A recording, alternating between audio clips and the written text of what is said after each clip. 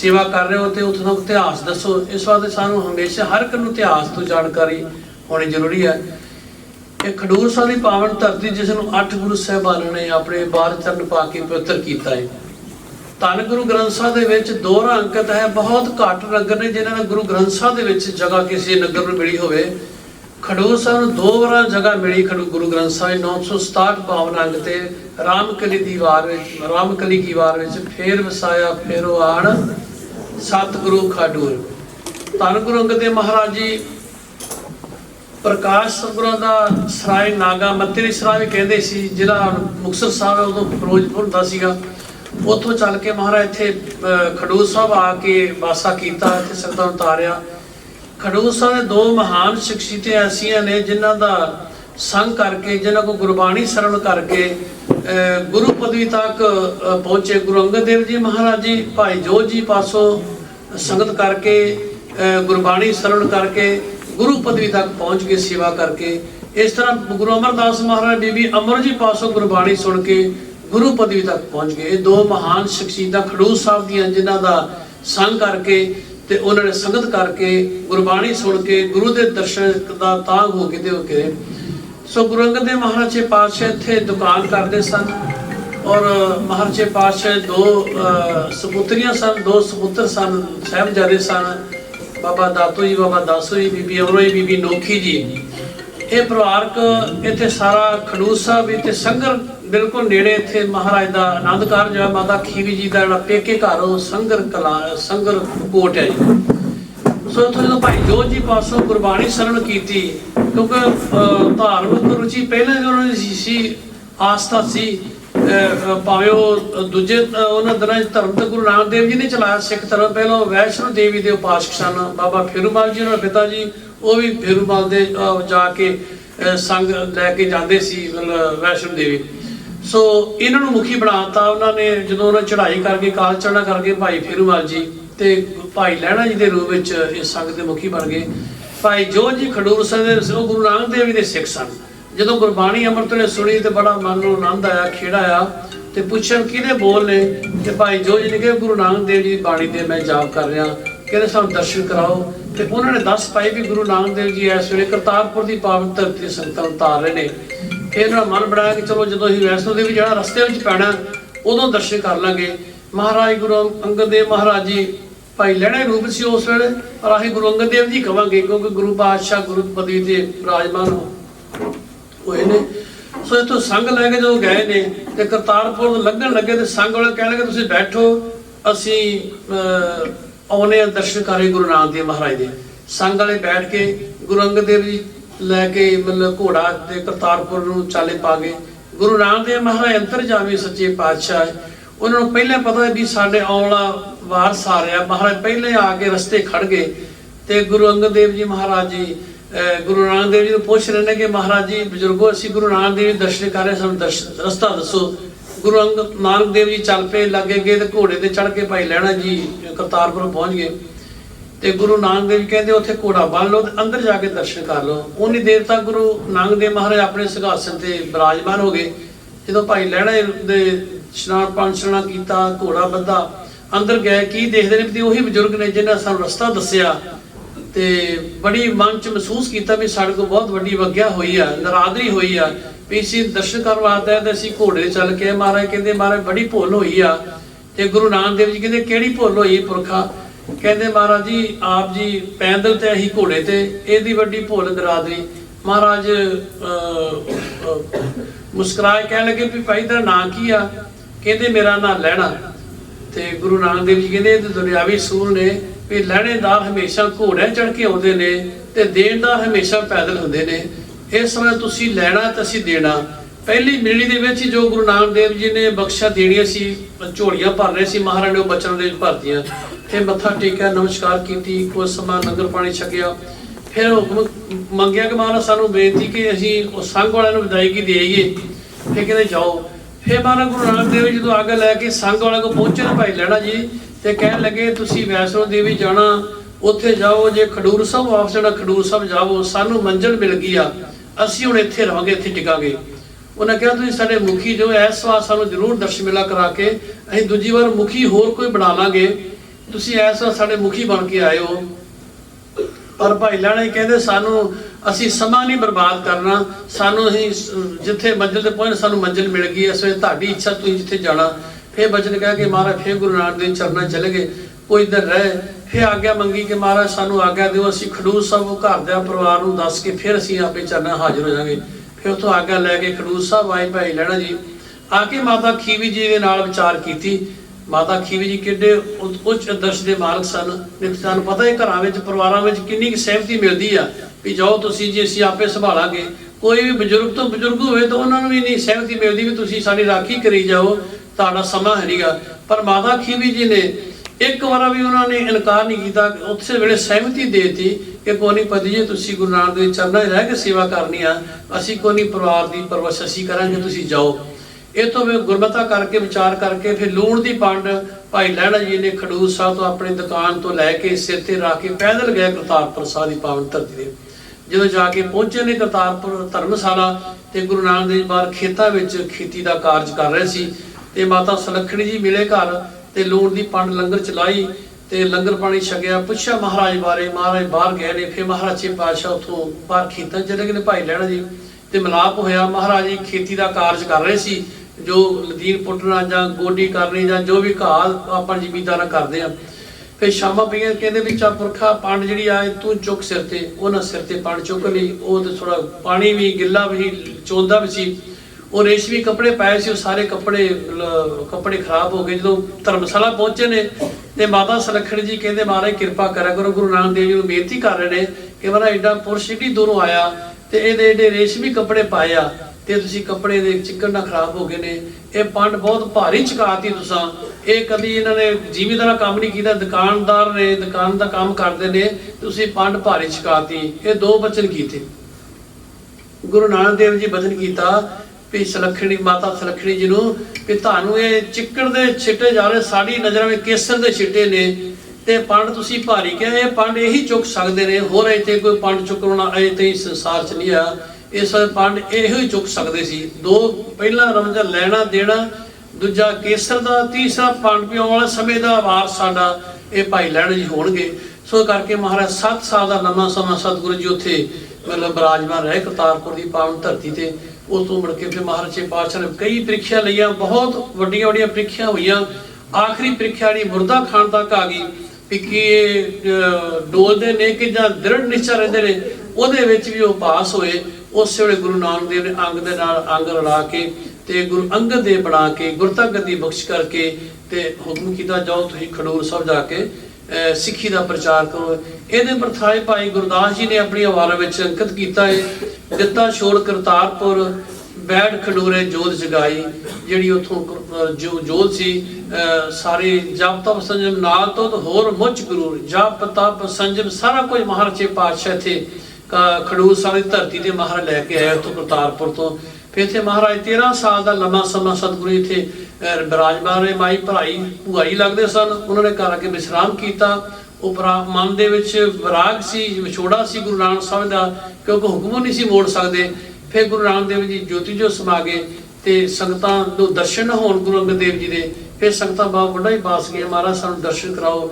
ਬਾਬਾ ਬੁੱਢਾ ਜੀ ਨੂੰ ਪਤਾ ਸੀ ਵੀ ਗੁਰੂ ਸਾਹਿਬ ਹੁਕਮ ਤੋਂ ਬਾਹਰ ਨਹੀਂ ਜਾ ਸਕਦੇ, ਖਡੂਰ ਸਾਹਿਬ ਤੋਂ ਬਾਹਰ ਨਹੀਂ ਜਾ ਸਕਦੇ। तो फिर संगतां समेत इत्थे माता भराई दे घर आ गए तो उन्हें शब्द बाणी पढ़िया। गुरु साहब ने प्रगट हुए, अंदरों दर्शन दिते। उतों महाराज ने बड़े विरागमई महाराज ने श्लोक उच्चारण किया गुरबाणी का। महला दूजा, जिस प्यारे से नेहो तिस आगे मर चलिए, त्रिग सी जीवन संसार ताके पछ जीवना। ऐसा विरागमई फिर महाराज बेनती की बाबा बुढ़ा जी, महाराज कृपा करो संगतां नूं तारो जो गुरु नानक देव आप दे पैरे लाए ने, सिख संगतां नूं उपदेश दिओ। महाराज बाहर दीवान सजाए। फिर जिहड़ियां रौनकां करतारपुर की धरती ते गुरु नानक देव दे चरणों जुड़दियां सन, वो सारियां संगतां पे खडूर साहब इत्थे आके गुरु साहब चरणों चाहीआं। फिर लंगर दी जिहड़े पैरा सी वो माता खीवी जी दे लंगर चले, गुरशब्द हर तोड़ ना आवी खट्टीए। दो लंगर चलते हैं, गुरशब्द दा लंगर, भोजन दा लंगर। भोजन दा लंगर माता खीवी जी दे जुम्मे पै थे महाराज जी पातशाह ने। सो इस तरह 13 साल समय उस तो बाद गुरु पातशाह गुरु अमरदास साहब जी महाराज बीबी अमरो जी तो उपदेश सुन के ते बीबी अमरो जी ने जो लिया के मलान किया इत्थे क्योंकि समा थोड़ा बहुत विस्तार नाल नहीं दस सकते कि बीबी अमरो जी दे जो मिलाप होया फिर खडूर साहब इत्थे आए तो महाराज ने उठ के सत्कार करना चाहया तो बाबा अमरदास जी आके जल्दी पैरों से पै के चलनी पै गई तो महाराज क्योंकि वडेरी उम्र सी कुड़म लगते सी भाईचारे विचों इस करके गुरु अमरदास कहते ना मैं वड्डा बन के आया ना मैं कुड़ बन के आया मैं सेवादार बन के आया मैंने सेवा बख्शो। फिर महाराज ने इस जल लिया ब्यास दरिया तो 12 साल लगातार जल लिया कि इशनान कराने की सेवा की। इत्थे जलाही की खड्डी विच जदों अड़ के डिगे खड़का होया जलाही ने पूछा कौन है, जलाही ने फिके बोल बोले गुरु प्रति ते गुरु अमरदास सारे सुभाव की वजन किया भी चलिए मैं गुरु वाला मैं थां वाला मैं नथावा नहीं। तो ये कहने की देर से चली पागल हो गई। फिर दिन चढ़िया गुरु साहब चरणा माफ़ी मंगी। फिर महाराज बाबा बुढ़ा बुला के इत्थे फिर महाराज गुरता गद्दी बख्शी गुरु अमरदास साहब नूं नाले बेंत बख्शियां दियां 12 वर्ग ते महाराज ने निथाव्या थाव ल्योटिया दी ओ न्यासर दे आसरे दी गते दी गात पत्तरी पत बेंत दे के हुक्म कीता जाओ तुसीं गोविंदवाल साहब जाके नगर वसाओ। कोई गोदे नाम का खत्तरी से उत्थे पहला दिनों च लोग धनाड़ लोग अपने बोड़ी कटते सी अपने नगर का वसाउंदे सी ते जदों सोना सी ते भाईचारे वसन नहीं सी दिंदे। फिर गुरु अंगद देव की शरण च आया। फिर गुरु अंगद देव ने गुरु अमरदास साहब नाल भेजिया गोदे नाम से गोविंदवाल साहब नगर। फिर गुरु अमरदास साहब ने वसाउणा कीता उत्थे फिर बौली साहब की रचना की। सो इत्थे महाराजे पातशाह जी 4 वड्डे कारज किए महाराज ने 13 साल वड्डे कारज होर भी बहुत ने मेजर कारज। सब तो पहला सिख धर्म के पहला विद्यालय पहली पाठशाला जी विद्या का वो गाज इत्थे महाराज किया। गुरमुखी लिपि का विकास किया बाल बोध तैयार किया बच्चों को अखरी ज्ञान बख्शिया। पहला जाग गुरु काल वेले जी विद्यालय की पाठ विद्या की जाग इत्थे महाराज विद्यालय शुरू किया। दूसरा मैंने मल अखाड़े की स्थापना की बच्चों को घोड़ पुलिस के अकाउंट की प्रबंध किया। तीसरा लंगर की मर्यादा गुरु नानक देव ने चलाई सी ਉਹਦੀ परपक्ता संगत पंगत की मर्यादा इत्थे प्रवान चढ़ी जिस की गवाही सानू गुरु ग्रंथ साहब चों प्राप्त होती है भी माता खीवी जी किवें इत्थे लंगर की सेवा करते सी।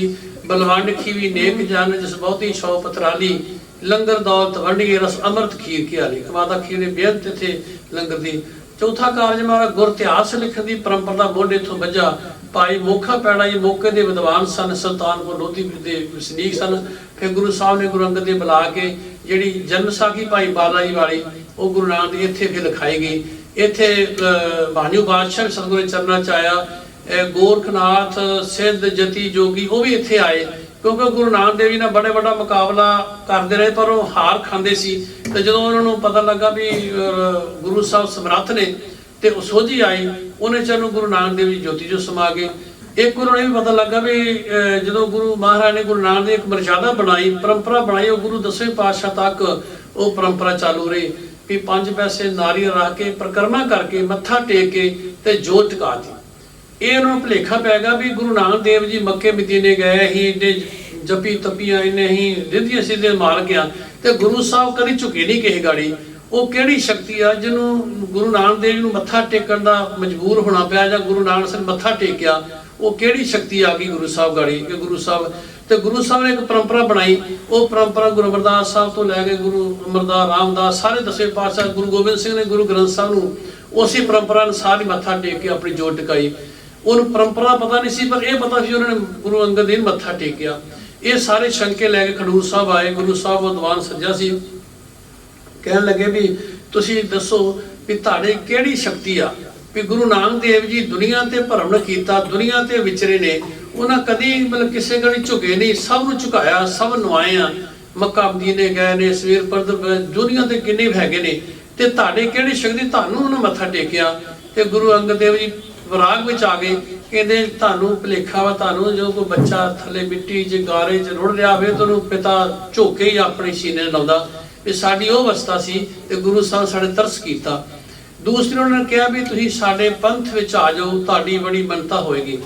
ये सुन के महाराज ने श्लोक चाल कीता दीख्या महला दूजा दीख्या आख बुझाया सिफती सच समयो तिन को क्या उपदेसी जिन गुरु नानक देव भी महाराज सानू किसी की उपदेश की लोड़ नहीं तुहानूं तुहाडा धर्म बाहर क्या सानू साडा धर्म बाहर क्या। इस बात ये दोवें वचन सुन के सिद्धां नूं पूरी तसल्ली हो गई भी जो भी वो गुरु नानक देव जी की मतलब शक्ति सी वो सारी इन्हां 'च प्रवेश कीती आ तो उन्हें फिर डंडौत लंबे पै के डंडौत की कहते बारे गुरु नानक देव वाली भी असीं भुल बख्शाउने आ ते होण वाले बचन बलासां दा भी। सो इस तरह समय समय 8 गुरु साहिबाना ने शरीर करके 9 गुरु साहब इत्थे आए ने। गुरु हरकृष्ण साहब जी 8वें पातशाह भी आए ने, पर वो बाल अवस्था सी। गुरु हरराय साहब जी दे नाल जदों आए ने, गुरु जोत करके 8 गुरु साहिबान इत्थे इस धरती ते आए ने। सो ये संखेप जिहा इतिहास, क्योंकि समा बड़ा अगे तरतीब लंघ जाता लंघ रहा। आने वाले समय फिर विकार सेवा बारे ਜਾਂ ਹੋਰ ਆਪਾਂ ਸਮੇਂ ਆਪਾਂ ਇਹਨਾਂ ਜਦੋਂ ਜਿਵੇਂ ਸਮਾਂ ਮਿਲੇਗਾ ਆਪ ਜੀ ਨਾਲ ਭਜਨ ਸਾਂਝੇ ਕਰਾਂਗੇ। ਸੋ ਗੁਰੂ ਕਿਰਪਾ ਕਰੇ 2 ਮਿੰਟ ਆਪਾਂ ਨਾਮ ਜਪ ਲਈ ਸਾਰੇ, ਫਿਰ ਮੈਂ ਫਤਿਹ ਸਾਂਝੀ ਕਰਾਂਗਾ।